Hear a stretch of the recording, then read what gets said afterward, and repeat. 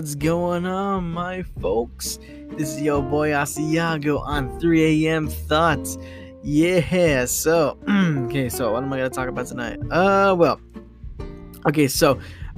First of all, I want to kind of take note of this freaking weather we've been having today. For the past couple days, and it's supposed to go on throughout the entire week. Man, it's this Arctic breeze, man. Like at the time of this recording, it's still hitting the freaking United States here.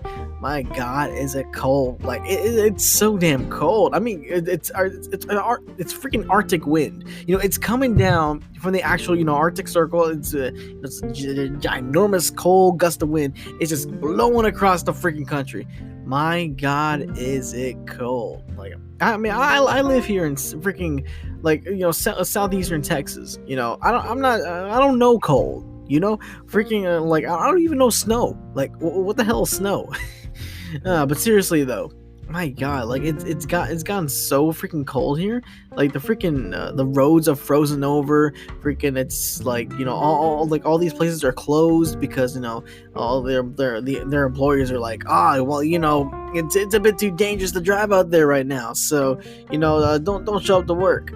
But then here's Walmart, they're like, I mean, that doesn't matter. If we can stay open through Hurricane Harvey, we can stay open through, some cold weather. It's all good. It's all fine. I'm like, that is not all right. My God. So anyways, yeah, like it's just so weird because even like as I speak, it's already like this Arctic air is hit. It's already been like a couple days into it, man. Like, it's weird because I'm still seeing snow everywhere, and just take into account again. I was born here. I've lived my entire life here in freaking southeastern Texas, and first of all, like this is probably like the 5th time in my entire life I've ever got to experience snow, if even that. And plus, like it's weird. Like I'm just kind of thrown off. Like I'm not used to seeing snow for more than just like a couple of hours because it will just. After every major hurricane that happened, freaking like we get snow afterwards, and freaking like we get snow, but then it just instantly go away, like within the next hour. My God, like just seeing snow still like stick around for like a couple days, I'm like, damn. This is pretty serious. This is kind of weird, man. Like, and this cold has definitely affected everything. Like, my God, like actually at work, like we can't even unload trucks because the trucks, they won't back into the bay. Everything's too slippery and stuff. And driving on ice. Let me tell you, I driven it little. Man, it's a nightmare. And I've only driven on a little bit of snow. And I'm over here like, how do the people up north, freaking like in the Canada states, how the hell do they deal with it every day? How the hell do they freaking like just deal with this cold weather? This is the icy roads and the snow everywhere, man.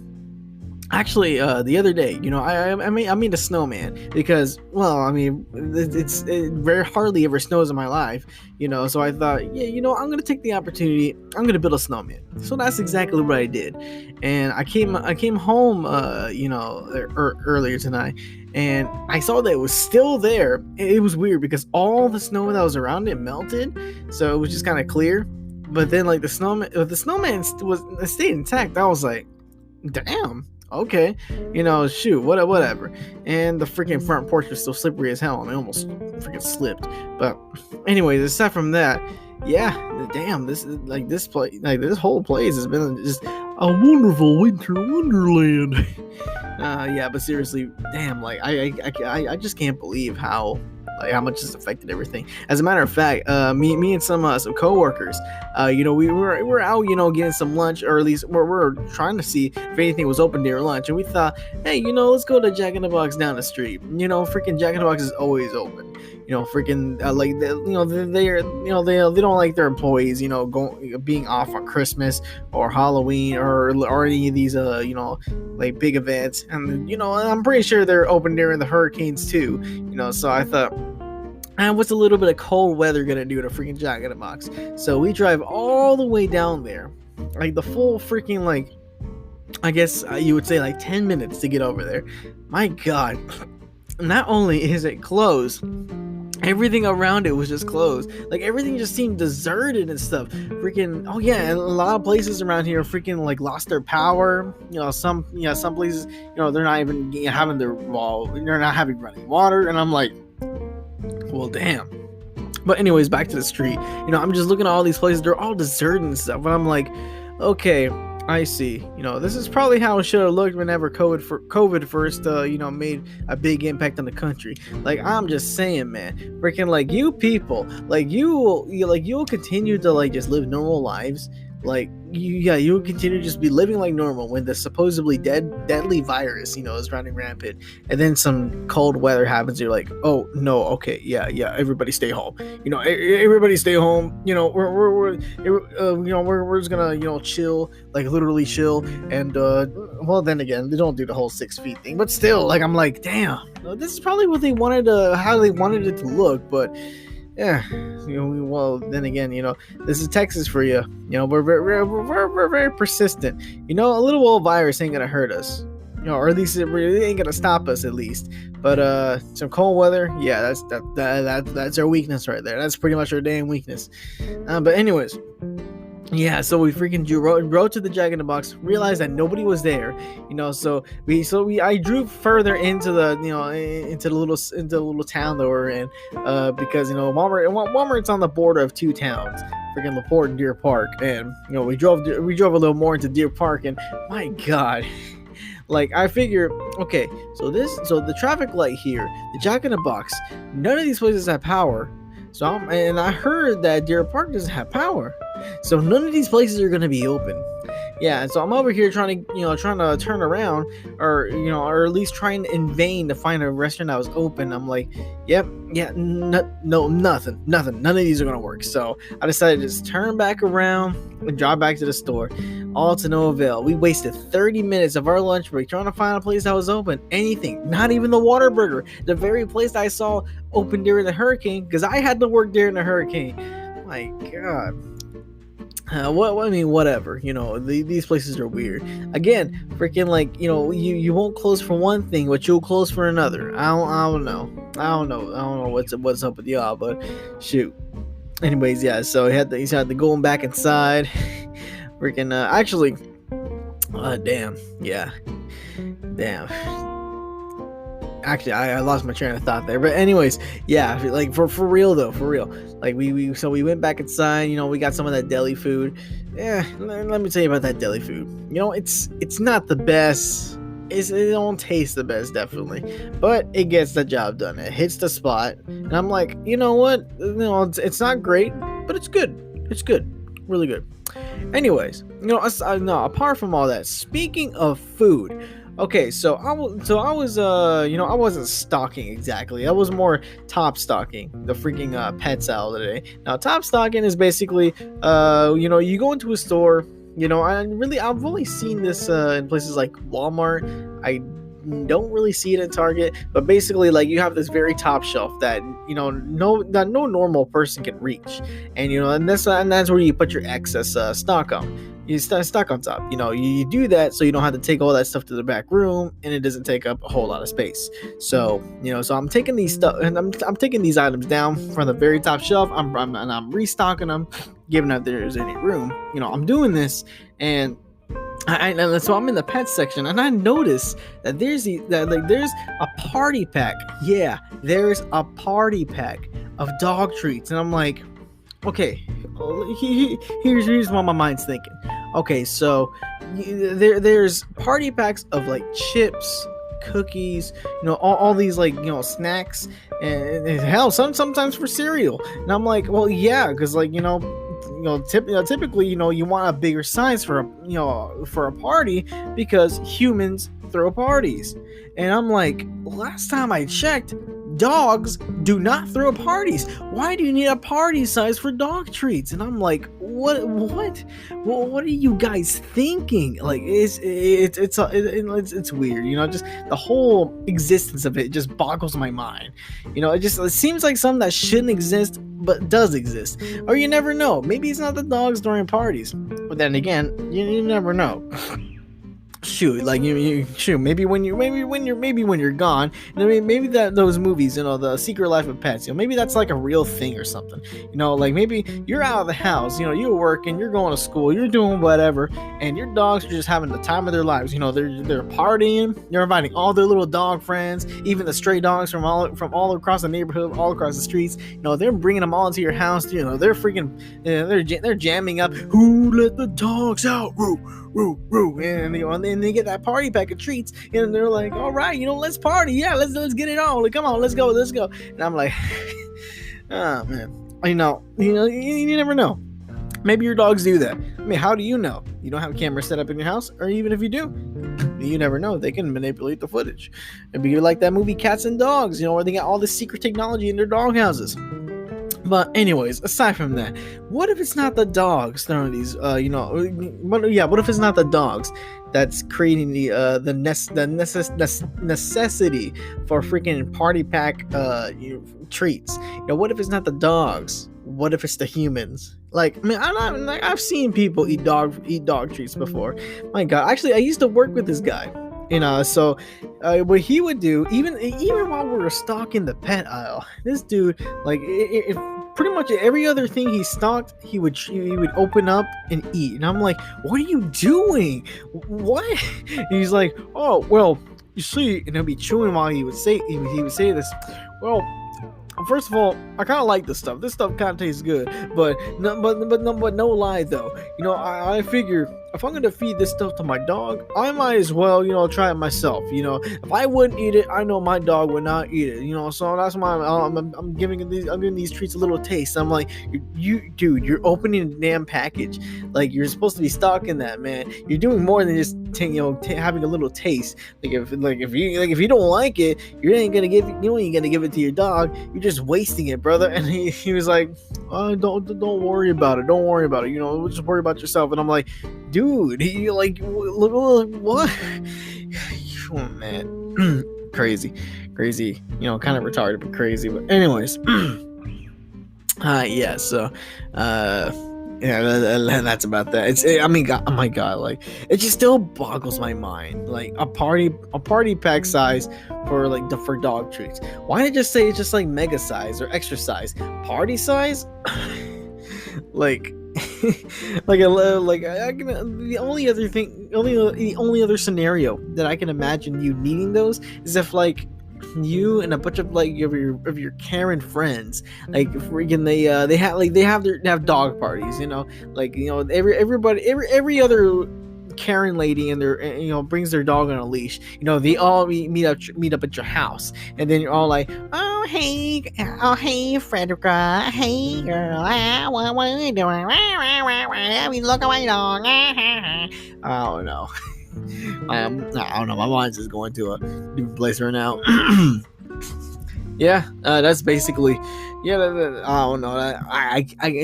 There's no other way I can explain it. Either you're doing something weird, or your dog is doing something weird. Because I don't know why freaking we need. Again, I don't know why we need freaking party-sized dog food. I don't know. It's weird. But anyways, so. Okay, what else do I want to talk about? Okay, so I was telling my boy Caleb the story the other day. So let me tell you, just a disclaimer, this is me being young and dumb, and I do mean very, very young. Like, I mean, I'm young and innocent. I am like freaking like 5 or something like this. But I'm not 5 as I'm telling the story. Like, I'm telling the story in modern time, but I'm like I'm referring to myself being like young and stupid. So I was telling my boy Caleb. Okay, because I forget, because we were talking about something, and then the whole the topic of reading Rainbow, reading Rainbow came up, and I was like, oh yeah, funny thing about reading Rainbow. You see, I used to always think that guy, the reading Rainbow guy, was Eddie Murphy, and he was like, why he doesn't even look like Eddie Murphy, and I'm like, well, you see, it's not about looking like Eddie Murphy. Again, keep in mind, I was young and stupid. And I'm telling my boy Caleb, you see, back when I was little, I thought Eddie Murphy was the only black guy that ever existed. Like, no joke, I am not kidding you. I was that stupid. I thought freaking Eddie Murphy was the only black person that ever existed. And freaking I'd be watching Reading Rainbow on TV on like PBS Kids or something like that. I'd be like, hey, look, it's Eddie Murphy. And then like then my boy Caleb, like he's just laughing his butt off. He's like, what? How can you be so stupid? Of course there's more black people in the world, but I'm like, well, idiotic me was first of all stupid, second of all very sheltered. I never got out of the house, not even to go to the store. They always kept me inside the house, and so the only window I had to the outside world was the TV. But even then, like I'd watch like cartoons and stuff, and very, very rarely would I ever watch something that's like real life, and Reading Rainbow was like one of those really rare times that I would have like that, I would see like an actual person on screen. Like, oh my god. And then like and then he was like, oh well, like, okay, what if you saw multiple black people on screen? And I'm like, well, here's the thing. As a kid, I had this stupid theory, or like that was like I used to like truly believe was proof that Eddie Murphy was everybody by saying, okay, look at as a kid I used to look at the football scenes and be like, yep, that's Eddie Murphy and all his clones. And he'd be like, huh, what? And I'm like, oh yeah. Like little kid me would be like, yeah, look, you see all the numbers on the football players' backs? Well, that's so they know which clone it is.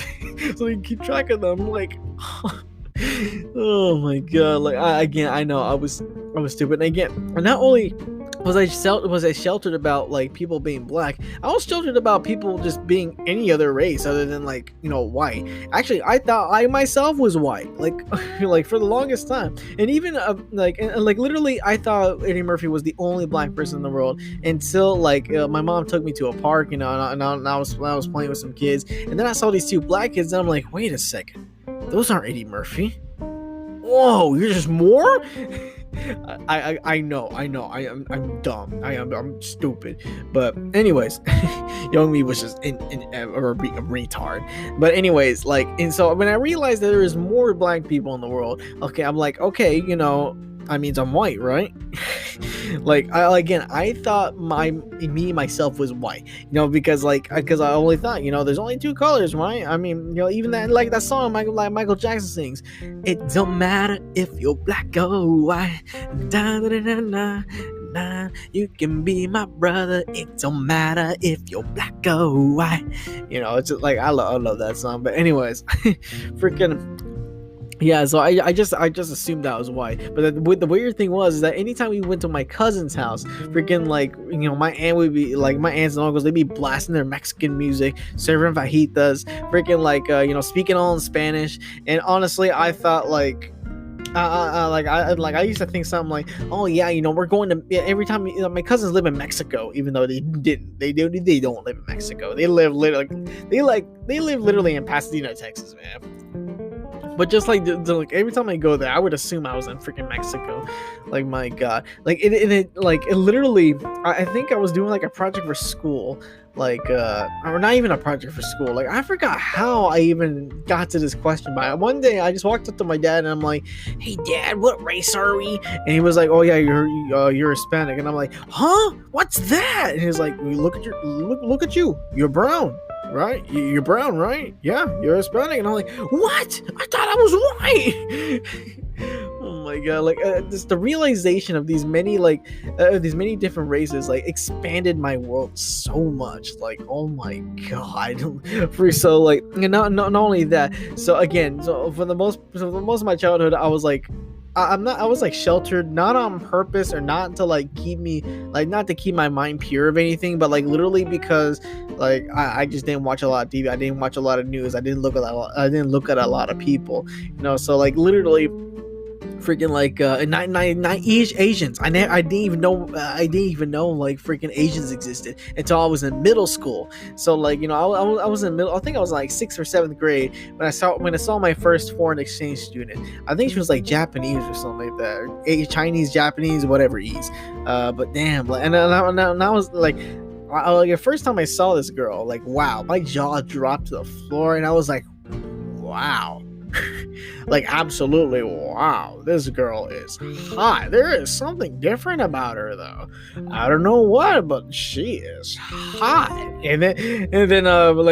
Freaking one of my homeboys at the time, he walks up to me. He's like, yeah, that's a foreign exchange student. She comes from she comes from China. I'm like, China? What state is that in? Like, he had the biggest face palm, and so he started explaining to me what the hell China was, and I'm like, what? it's another country and another continent. What the hell is this? My world just keeps getting bigger and bigger. Man, God, pretty much, this kept on going on. And actually, like, the last time I ever had any of these experiences was like in high school. I know, all the way in freaking high school. So I think I was in ninth grade. I was in ninth or 10th grade or something. Well, definitely ninth grade. I don't want to imagine myself being in this situation in 10th grade. But basically, basically the whole threat of like ISIS, started to arise. And I'm like, what the heck is ISIS? Who are they? Where did they come from? And so, now some people were telling me that they're brown people that lived in the Middle East. I'm like, what? More brown people that aren't Hispanic? They don't come from Mexico or south of the equator? So I'm looking, I'm like, what the heck? Why are they speaking in gibberish? Why are they blowing things up? Why are they all Muslim? Oh my God, yeah, literally, yeah, it took the threat of ISIS, for me to realize that these people, this entire race existed. Now, keep in mind, yes, I knew what the Bible was. Yes, I figured it would have taken place like somewhere around that area. I never ever gave it much thought, but then I realized, wait a second. Well, yeah, the Bible had to take place somewhere. I guess this is where it is. I mean, I guess this is where Jerusalem is. Jerusalem is not somewhere in freaking Eastern Europe. No, it's somewhere in the Middle East. And I'm like, looking at these, brown people, living in the sand. I'm like, okay, maybe this is how, biblical people look. I don't know. I'm not sure. My world keeps expanding every day. God, but thankfully after ninth grade, yeah, pretty much it, my mind was already established that, okay, this world is a lot bigger than that thing. There's all kinds of people of all different colors and backgrounds and places, and I'm like, oh damn, that's pretty damn cool. That's pretty damn cool. And I come a long way. I come from being the retarded kid that believed that every black guy was Eddie Murphy to noticing that, okay, this world is quite huge. There's all kinds of people in it. I don't know. I just thought that was kind of funny. I thought something really stupid. Really, mainly because of the fact I never put a lot of thought in it, and again, because I never. Not only did I not put a lot of thought into it, but I literally just didn't I literally just didn't know. I was just so innocent, and as time went on, became less innocent. Yeah, I knew about a thing or two. I seen a thing or two, but then I was just still dumb. Yeah, freaking. Whatever, man. I don't know. I just found it funny. Anyways, I'm gonna let this be a mini cast. I'm kind of tired right now. I don't have anything else more to say. So